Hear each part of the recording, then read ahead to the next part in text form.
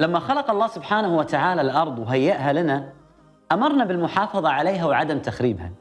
والمنادات البيئية بالمحافظة على الكون من الدمار والتلوث ما هو إلا تأكيد لشريعتنا الإسلامية التي أمرتنا بذلك. فالنبي صلى الله عليه وآله وسلم أمرنا بغرس الأشجار والنباتات وأنها صدقة لزارعها. فهل في يوم من الأيام قرأنا آيات قرآنية تدل على سبب الفساد في هذا الكون؟ فسيروا في الأرض. فسيروا في مناكبها وسيروا نحو خالقها. فسيروا في مناكبها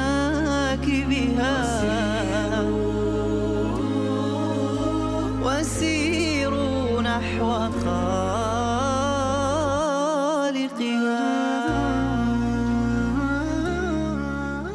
في مؤتمر باريس الذي عقد في عام 2007 والذي حضره أكثر من 500 عالم من مختلف دول العالم، وخرجوا من هذا المؤتمر بنتائج. من هذه النتائج أن التلوث البيئي شمل البر والبحر، وأن هذا التلوث هو من فعل الإنسان، وأن نسبة غاز الكربون في الغلاف الجوي في ازدياد في كل عام. سبحان الله، هذه الآية العظيمة في سورة الروم اختصرت النتائج التي حصلت في هذا المؤتمر. يقول الله سبحانه وتعالى: ظهر الفساد في البر والبحر بما كسبت أيدي الناس ليذيقهم بعض الذي عملوا لعلهم يرجعون. البعض يقول بما كسبت أيدي الناس أي الفساد الأخلاقي معنى الآية. نقول لهم نعم صحيح، ولكنها تشمل معنى التلوث البيئي الذي هو من فعل الإنسان. عندما نزلت هذه الآية على النبي محمد صلى الله عليه وآله وسلم لم يكن هذا التلوث موجود بهذه الصورة التي نعيش فيها الآن. فالتلوث الحقيقي ظهر بعد الثورة الصناعية التي فعلا غطت البر والبحر. دكتور، ما هي الممارسات الخاطئة والتي اعتدنا عليها للأسف التي تضر بالأرض؟ Well, we human beings are polluting the earth very much every day, everywhere. The main pollution source today is the fossil-based fuel, like oil, basically. Bueno, en esta situación que nos encontramos, si continuamos en esta línea de consumos masivos de recursos naturales, necesitaríamos 2, 3, hasta 5 planetas. ماذا ينقصنا كبشر حتى نستشعر أهمية المحافظة على هذه الأرض؟ Biz özellikle belediyeler olarak yeşile çok önem veririz. Çevreye çok önem veririz. Bunun için belediye olarak kendimiz vatandaşlarımız için lazım olan hobi bahçeleri yaparız. Meyve bahçeleri yaparız. Bizim inancımızda biliriz ki Peygamberimizin güzel bir sözü var. Buyururlar ki Peygamberimiz, kıyamet kopsa dahi o anda elinizde bir tane fidan varsa siz o fidanı dikin diyor Peygamberimiz. Atın demiyor. لا تقول أنا ما أقدر، لا تقول أنا ما أستطيع أن أصلح هذه الأرض. النبي عليه الصلاة والسلام بين أن أقل شعب الإيمان إماطة الأذى عن الطريق. شيء بسيط جدا، ولكن من إصلاح الأرض وعدم إفسادها. اليوم كل الشعوب وكل البشر وخاصة المسلمين يجب عليهم أن يضعوا حلول، مثلا زيادة المساحات الخضراء، مثلا استخدام الطاقة البديلة كالشمس مثلا، وعدم استخدام الطاقات التي تؤثر على الإنسان وتؤثر على البيئة، استخدام الأكياس الورقية. دكتور، ما هو الحل؟ كيف نحافظ على هذه الأرض؟ كيف نتعامل معها؟ Well, we have to reduce the amount of trash that we produce. But with the increase of population, global population, this is getting not very easy. I think the best is to recycle the trash. من الأفكار المهمة في المحافظة على كوكب الأرض تدوير النفايات وخاصة المواد البلاستيكية.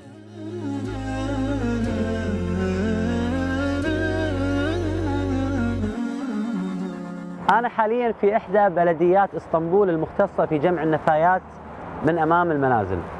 السلام عليكم. Aleykümselam. ما هو عملكم في هذا المكان؟ Burası Bağcılar Belediyesi ambalaj atığı toplama ve ayırma tesisi. Yaklaşık 750 bin nüfuslu ilçemizin ambalaj atıklarının toplanıp ve ayrıştırıldığı yer. İşimizin ilk aşaması dolmuş olan şu aracın şu göreceğimiz konveyör banta boşalmasıyla başlıyor. Bu boşalacak olan malzemelerin hepsi evlerden yani konutlardan topladığımız ambalaj atıkları. Buradan bu konveyör banttan görüyorsunuz. Malzeme buradan dökülüyor. Bu konveyör bant eşliğinde yukarıya işçilerin önüne kadar gidiyor. Yukarıda bekleyen personelin yapması gereken tek şey önüne gelen malzemeleri cinsine göre ayrıştırmak. ما هو دور البلدية في مدينة اسطنبول؟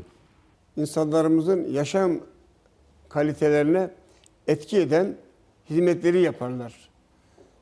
Çünkü insanlar çevrede yaşarlar. Nehirlerimizi kirletmemesi için özel olarak bunlar burada çöpler toplanırlar.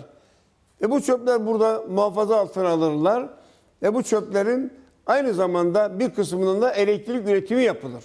أخي علي حدثنا كيف كانت بداية هذا المصنع؟ With this business, we have three main components: converting the bags, extruding the film, and the largest part of the business, which is the recycling side. This is one type. Now that is a recycled material, and this is the primary foam. So the difference between these two is just this is being made with oil, and this is being made with the recycled product. The properties of these two are exactly the same. There is no much difference at all.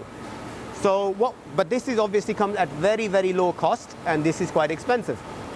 This is good for planet, and obviously this is good too, This but is not recycled.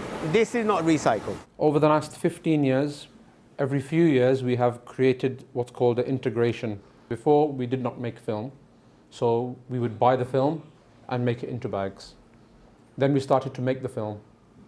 So we would buy the small pellets, which you have seen in the factory. We would buy these pellets, make the film, make the bags, and sell to the customer. It was only natural progression for our business to start making the pellets.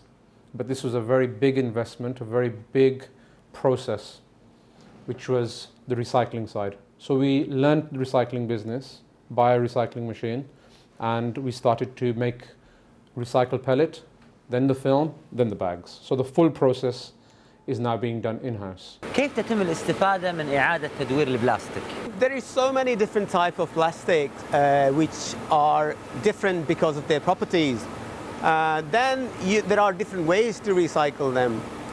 What we do recycle is a lot of looks like rubbish to you maybe, but it actually is recyclable. We bring that here and then we turn that rubbish into tiny granules. We had submarine in the Sea of Marmara here. The submarines were shooting, taking pictures, etc. The bottom of the sea was full of plastics. في السابق كان يغطي سماء اسطنبول سواد التلوث، واليوم هي من أقل المدن الحضارية تلوثا. كيف حصل هذا؟ İstanbul sokaklarında nefes almak bir zorluktu. İnsanlar nefes alamıyorlardı. Ve çevre bunun sebebi en önemlisi kullanılan yakıtlardı. İstanbul'da çok ağır bir kömür kullanılıyordu. Hatta plastik maddeleri yakılıyordu. Doğalgaz kullanımını 10 misli artırmak suretiyle İstanbul'da doğalgaz kullanmayan ev bırakmadık. Böylece hava kirliliğini tertemiz bir hale getirdik.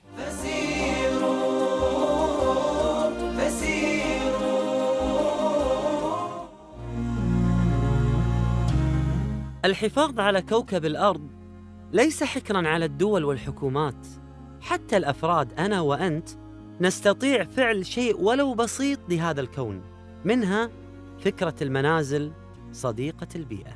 Bueno, pues lo que hace especial a esta vivienda es que todos los materiales con los que están construidos son materiales respetuosos con el medio ambiente, son materiales saludables, no afectan a la salud de las personas y además de ser emisiones cero CO2, es decir, no contaminamos al planeta, no tenemos consumo energético y la poca que necesitamos la suplimos o la sustituimos con las energías renovables que tenemos en la vivienda. Hazneler var. Herkes cinsine göre malzemeyi ayrıştırıyor. Burası naylon bölümü. Burası plastik bölümü. Plastik. Mesela plastik doğada, bu ömrünü bitirmiş plastikler doğada Eğer doğaya atılırsa, geri dönüşüme gönderilmezse doğada 1000 yıl kalıyor. Burası beyaz kağıt. Burası da cam. Cam şişe. Atık cam. Camlar da doğaya atıldığı zaman doğada tam 4000 yıl kaybolmuyor. ما هي المنتجات التي يتم تصنيعها بشكل نهائي من هذه المواد اللي أمامنا؟ The material can be used in so many different products. This can be used even to make pipes, for example, or anything small which is made of plastic. But what we use it is for the bags. The bags are basically for the bin bags. They are big in size or small in size. They can be colorful. You can print on them. أثبتت الدراسات الحديثة عن تاريخ الأرض أن الغلاف الجوي كان مليء بالعديد من الغازات السامة، ثم قلت بالتدريج حتى أصبح هذا الكوكب وهذه الأرض صالحة للحياة. واليوم العلماء يحذرون من التلوث البيئي وازدياد هذا الغاز السام في هذا الكوكب. وهذا ما قاله الله سبحانه وتعالى في هذه الآية العظيمة في سورة الأعراف. قال عز وجل: ولا تفسدوا في الأرض بعد إصلاحها. أي كان هذا الكوكب وهذه الأرض فاسدة فأصلحها الله سبحانه وتعالى فلا نفسدها بأيدينا وأفعالنا. وادعوه خوفا وطمعا إن رحمة الله قريب من المحسنين. Y es que el 40% de las emisiones culpables del cambio climático vienen de nuestros edificios, por la calefacción, por el aire acondicionado, y sin embargo en este tipo de construcción las eliminamos, es cero emisiones. Si esto lo hiciéramos en todas las construcciones, nos podemos imaginar lo que estaríamos aportando al planeta. تقدر منظمة الصحة العالمية أن عدد حالات الوفاة المبكرة لسببها تلوث الهواء ما يعادل 7 مليون شخص يموتون في العالم في كل عام. Lo que es la gestión y separación de residuos, la movilidad, cómo nos movemos en las ciudades, utilizar más la bicicleta, caminar unos pocos kilómetros, utilizar el transporte público. If the right infrastructure is in place and people are incentivized, take your used plastic, put it in the recycling bin, you'll get a credit for that, or you'll get some money for that, or you'll get a discount from your shopping for that. Who will not do it? Everybody will do it.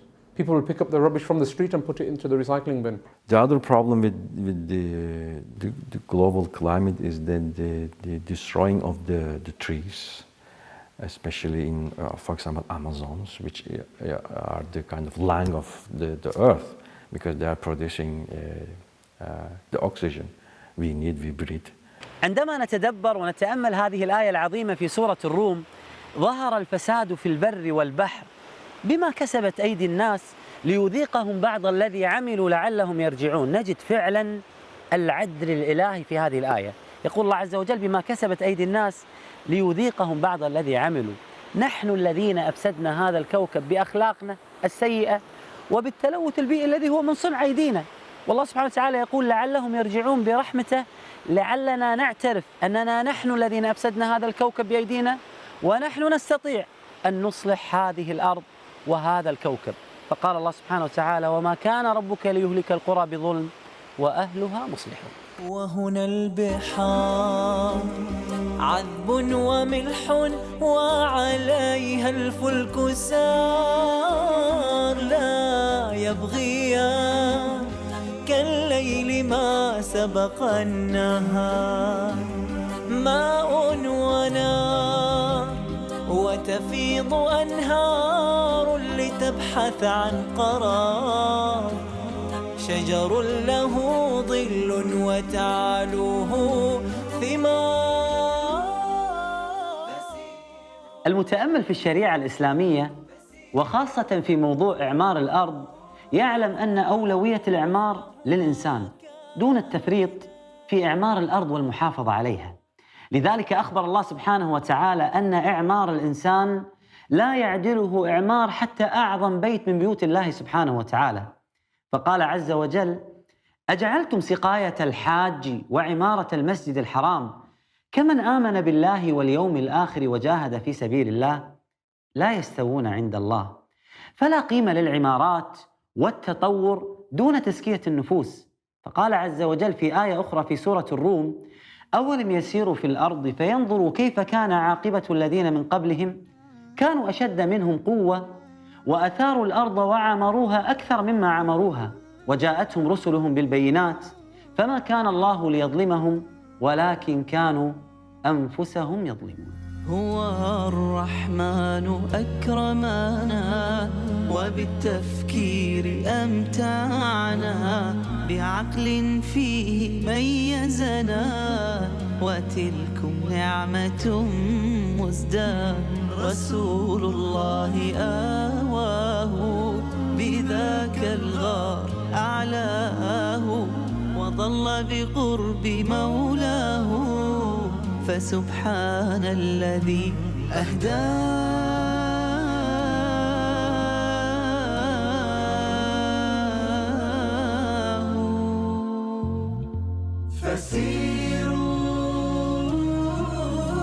فسيروا في مناكبها وسيروا نحو خالقها فسيروا في مناكبها وسيروا نحو خالقها